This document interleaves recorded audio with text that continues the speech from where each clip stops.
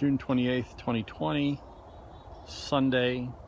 That's the Russian hardy garlic. As I sit here, I notice a couple escaped us over there, and a couple of plants. You can kind of see little squirrely curlies there, like right there.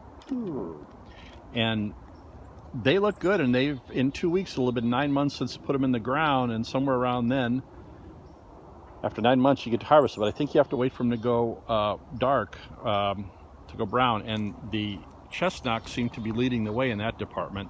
Seeing a number of the brown leaves, so maybe those get harvested a little earlier. To be determined. Never did garlic before, can't wait. The onion, these are the Alyssa Craig. Look at some of these things. It's absurd how robust these things look, right? There have to be onions under there, right? There just have to be. You know, they're big and they're got all kinds of fat leaves on them. I guess they call those leaves, right? So they look good. Alyssa Craig's. And, oh, to the peas. Now, look, there really are peas. We got peas a couple nights ago. The doc harvested about this half of the peas.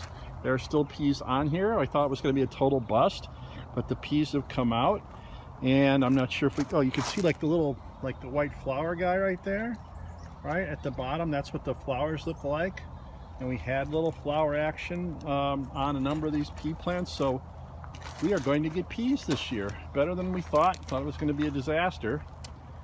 And we'll get several meals of peas out.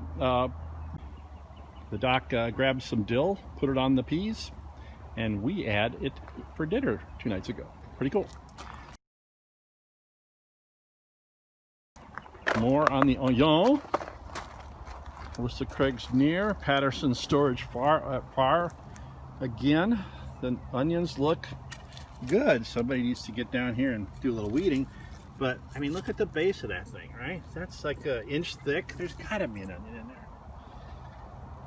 Doc went through and tied up the tomatoes. Curiously, you recall my earlier conversations about thinning them out. Well, there was one of the Wisconsins that was coming out here. It was actually a double plant, and I wasn't sure about whether or not to trim them. I left it in there. She cut it out. So, who's the real Republican in this family? Here on the tomato front, they're up over 36 inches. These are the cherries, that cherry type tomatoes that the doc planted, and we're getting, you know, lots of little flower action. So hopefully she'll have all her salad cherries for weeks and weeks. The Wisconsins are relatively slow growing compared to these other varieties, but growing they are. And all tied up, so you can see some of the Wisconsins up, you know, getting to be 24, 22 inches high. Even our little Wisco over here is, you know, 18, 20 inches high. Good. The Sweet 100s, I think they're the Sweet 100s, the extra cherries, also booming, growing. These things are, you know, well past the 5th wire, going to the 6th, probably 40-some inches tall.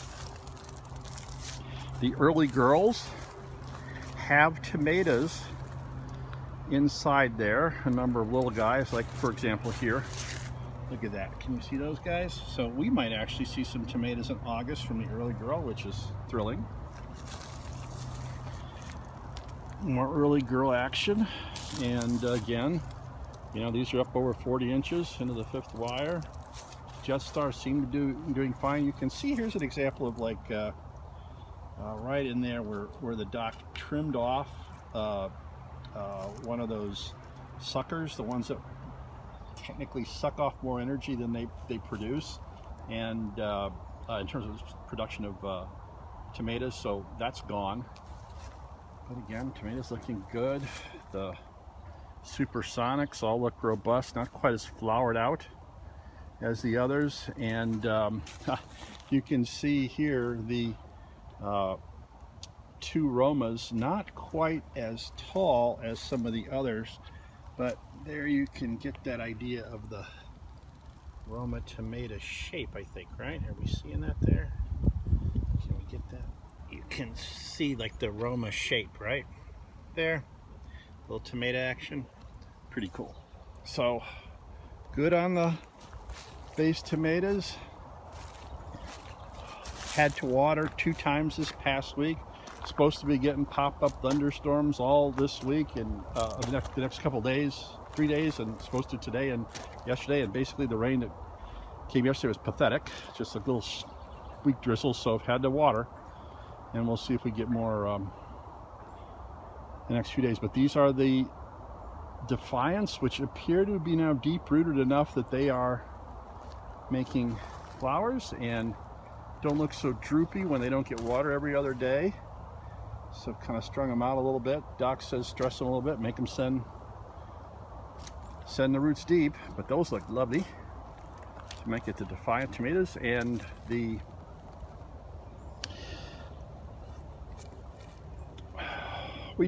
but for note, we ate the last butternut squash from last year 2 days ago also. And so we store them up over the winter and they lasted all the way till now. How about that?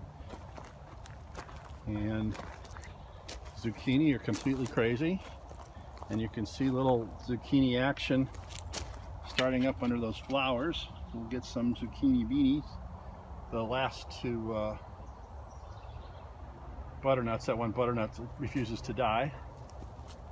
So, here we go. That's definitely zucchini beanie right there. So the garden, June 28th, 2020. All right, one quick addendum. Recall last week how proud I was about using the fish head goobus and fertilizing the others. So the doc had this old bottle. I decided to use it, and I just poured it on all her peppers and eggplants and pretty much incinerated them. Now that was a higher test version of fish emulsion. These plants were small but not dying. Flat out killed this one. Flat out killed that one. Probably that one. Probably that one. Maybe that one. Maybe they survive. But yeah, this is the garden eggplants and peppers she planted along the garage, which you really haven't had a tour of yet, along with the back porch garden, which we'll do someday. But yeah, let's just say she wasn't pleased. So when you pour that crap on, maybe don't make it quite as high test as that fish emulsion. Go with the 511 like I used. So this stuff burned it up, and she was really pretty unimpressed and thought I should have poured it on the ground. But I recall reading fish emulsion on leaves is good for the nightshades, and so I managed to wipe us out. So, stupid mistake.